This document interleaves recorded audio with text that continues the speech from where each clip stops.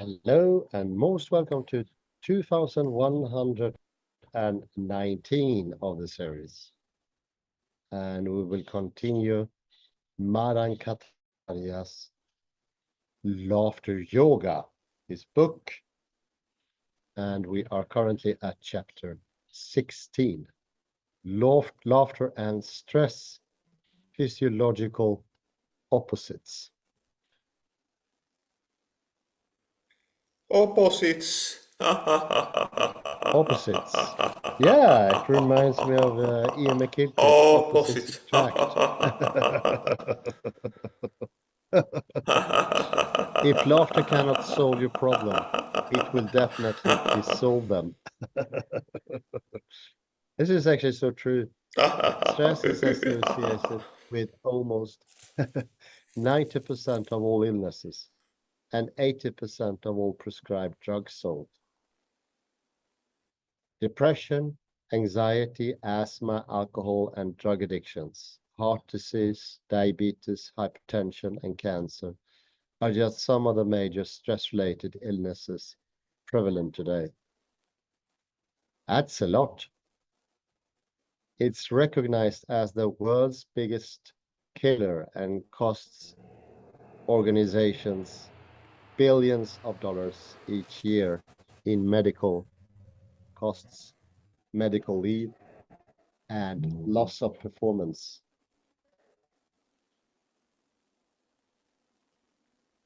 Despite the Killer. seriousness, killer. Despite the seriousness of it all, it is also a laughing matter. And I will try to look at another article called Humor Laughter May Influence Health, Laughter and Health Outcomes by Mary Payne Bennett and Cecil Langach. An article from Advanced Access publication.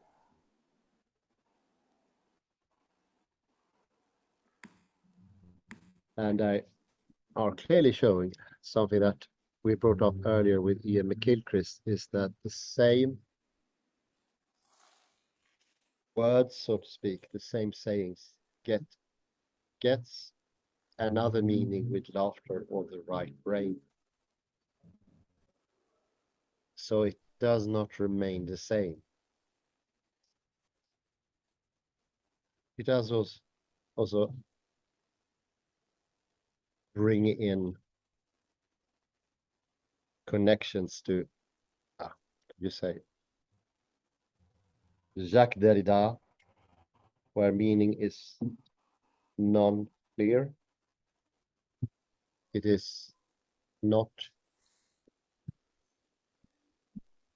forever cut into stone.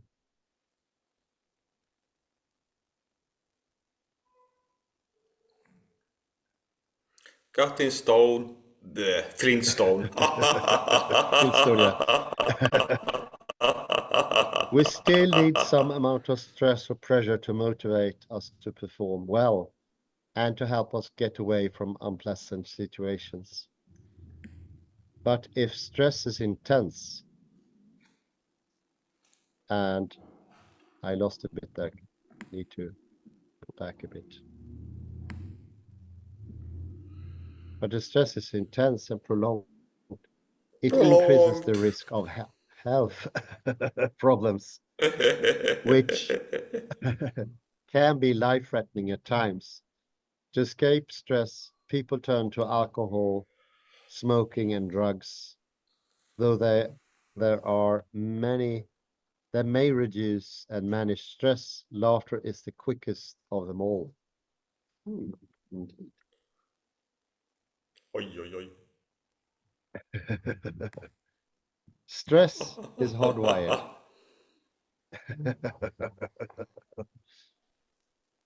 In prehistory, in prehistoric age, stress would occur once in a while and go away as the situation would dissipate.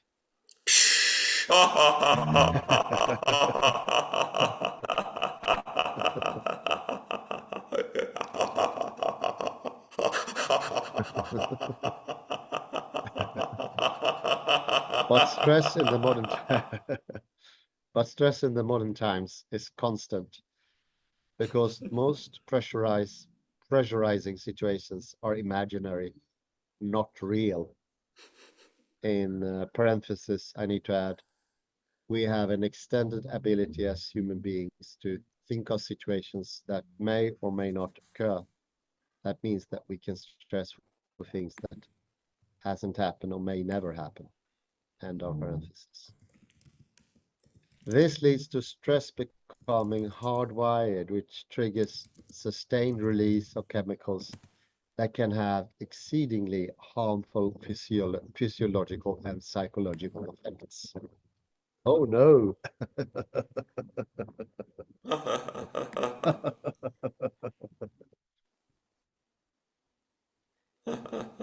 Whenever our mind sees threat, a part of our brain called the hypothalamus sends us a message to the pituitary gland to release neurotransmitter called adrenocorticotropic hormone, which stimulates the adrenal glands.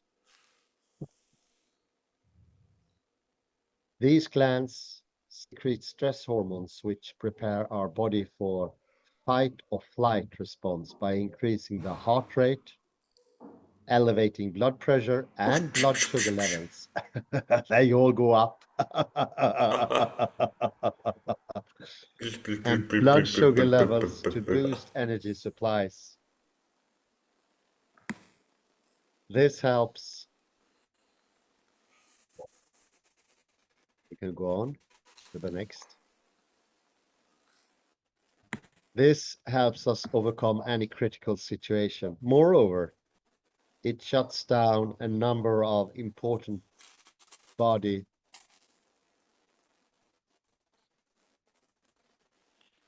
systems not required for fight or flight action, which include the immune, circulatory, digestive, and sexual systems.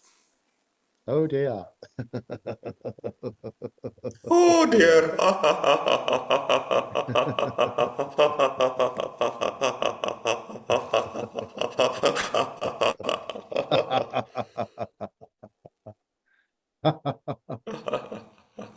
Stress cocktail. The human body responds to stress with a massive release of hormones from the adrenal medulla,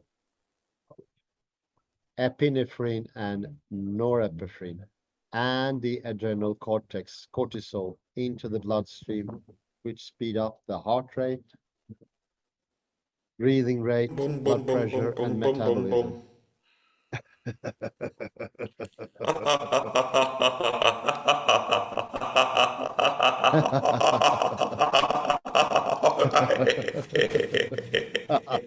He ha ha he he ha ha he he metabolism. The blood vessels open wider to let more blood flow to the large muscle groups, putting them on alert. The pupils dilate to improve vision. The liver releases stored glucose to increase energy, and sweat is produced to cool the body. This is known as stress response. It enhances a person's ability to perform well under pressure. However, this response can cause problems when it overreacts or fails to turn off and reset properly.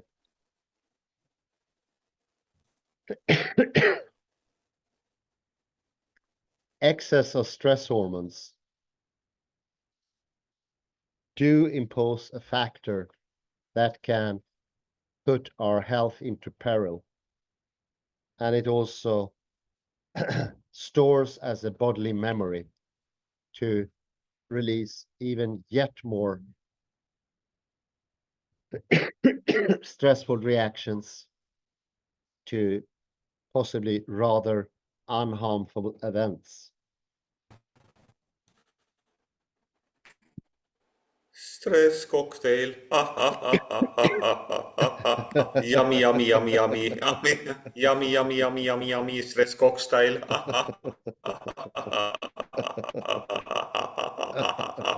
Yummy, yummy, yummy, yummy, yummy, yummy, yummy, yummy, yummy, yummy, yummy, yummy, yummy, yummy.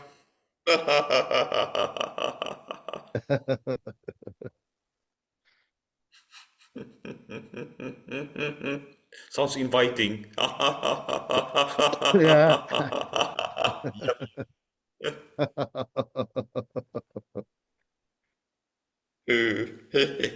I think it's a lot of chemical things here. People who are interested can read that themselves. But I think we push on a little bit past the chemical descriptions.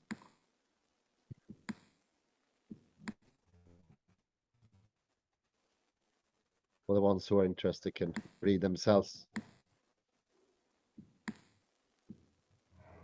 It suffers to say that stress is induced. We can go for them.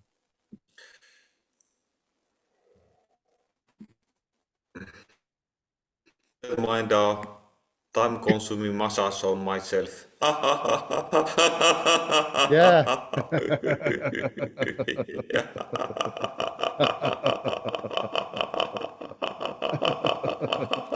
Yeah, that's good.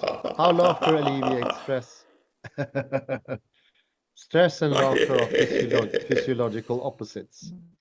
You cannot laugh and be stressed at the same time because they activate positive opposite branches of the automatic nervous system. Stress activates the sympathetic nervous system, which is the flight or flight response. The system let us respond Flight. to emergencies.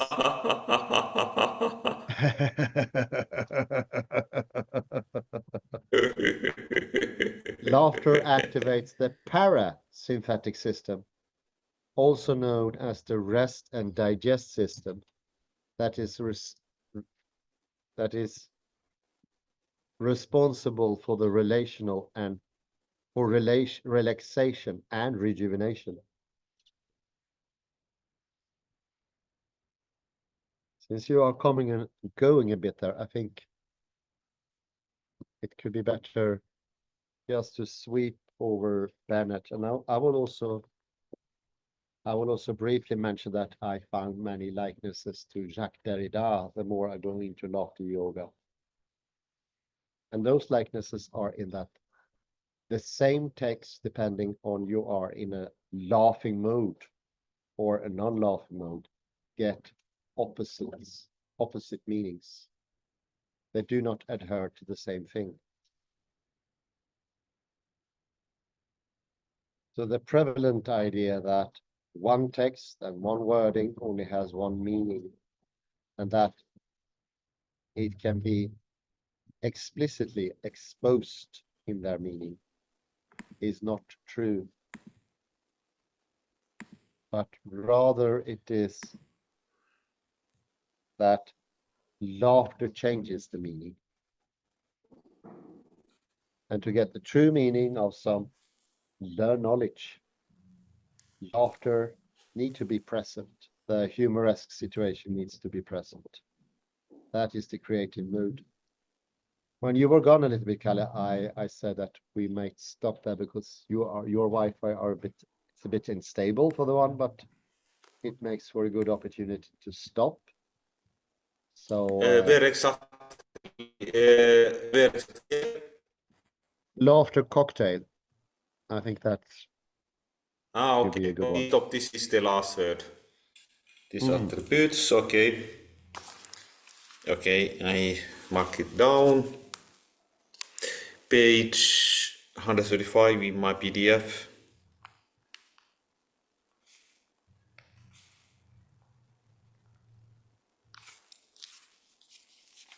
Mm.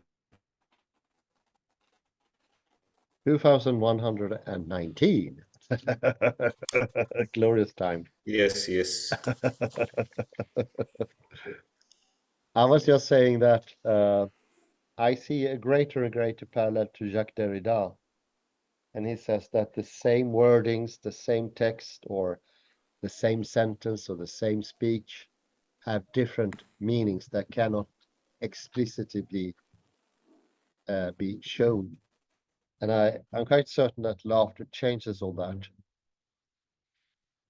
In the, I feel like to say the non-laughing situation where you're not having laughter at your disposal, that will be a different meaning from when you can laugh.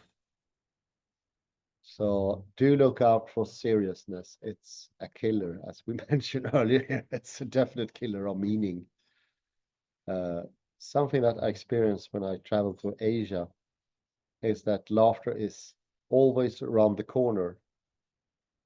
It does never feel something like an extra, a joke, or but rather that laughter is underneath the discourse. So you can hear people smiling or laughing silently. It's there. It's the irony. It's almost before the Greek inventors of seriousness. I'd say I would point out Plato, Aristotle, and Socrates as the inventor of seriousness. This is where the problem starts. This is where we forgot the why question, if you want to be a bit Heideggerian about it. So we need to go back to Heraclitus. That shows that without laughter, no text can make any sense whatsoever. No speech can make any sense whatsoever. And there can be no knowledge. In this, we also have an interesting connection or a segue into artificial intelligence that I now suggest to be the theme of one of the future recordings. Because many people today think that artificial intelligence could, so to speak, replace human thinking. Yeah, the non-laughing mood, there wouldn't be any problem at all. We already seen in academia now that AI can write anything up to doctoral dissertations. But it cannot replace a living being present. And one example of that is that if you submit something with handwriting in Japan, that cannot be copied by AI. Until the day comes, it can be copied by AI. Yes, that's good enough, but it cannot be copied by AI now. Maybe not for the next 100 or 200 years, or maybe never, because it includes the sense of creativity, humor. I think it's a pretty good pointer to that, close to nothing, because the simple computer systems we are able to access today, we don't even have quantum computers to speak of, are next to nothing, and they can already replace academia without a problem. Because when humans are absent, when there is no living soul behind the text, it doesn't have any meaning anymore. And in commemorance to Jacques Derrida, and also paralleling Ian McGilchrist here, that shows that without the right brain being present, meaning will not be accessible, because the left hemisphere is unable to access meaning, because it has no connection either to the body, the corporal embodiment, nor the, the environment. It's just a closed loop that builds on symbols, signifiers only, and nothing signified. Be so Syrian. So,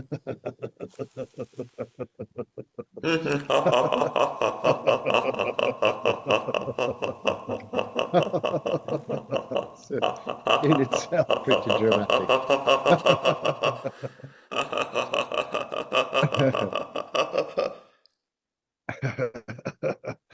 I took a bit of time there with the IFA coming and going. I do excuse to our listeners.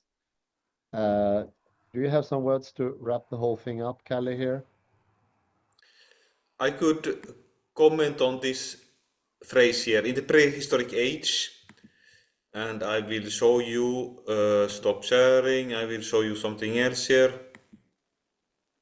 Here, speaking about prehistory, I have myself problem. They must have been very stressed. Okay. Trying to light up uh, fire. A fire. I imagine myself fire by 2 stones. Myself, I cannot even hardly light a normal candle with my lighter. Yeah, yeah, yeah. Uh, but I think to be more serious, the point is that I want to make is the realization that when we have stressful situations like now with the Wi-Fi it doesn't work. If you see that it doesn't work, we laugh. It's a good exercise actually. And this morning, for instance, when I encounter a red light, I used to be frustrated, but now I laugh.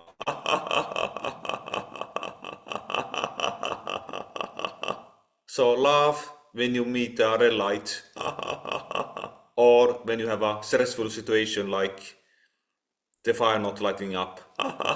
Put together to light a fire. How great. I think you missed a bit about me. When you are next time in the red light, laugh, don't stress. I think Or that's when very stressful. Wi-Fi is not working. So when Wi-Fi is not working, laugh or do a silent Yeah, yeah. laughter. For instance, Dr. Madan To Kataria relieve the stress a uses little. also silent laughter because it's not always socially acceptable loud No. laughter, but you can also practice silent laughter. But the Uh, important thing, when you have stressful situations, you have the red light, Wi-Fi is not working, laugh, force yourself to laugh because there is no point of ah, being stressed. what a great advice. What a great advice. What a great advice. I try to accustom that as well because I'm facing a stressful 2 hours here now when I get home. Now we can see as actually an opportunity from the universe. Uh, Wi-Fi is not working. Okay, that's a great opportunity to practice our laugh muscles.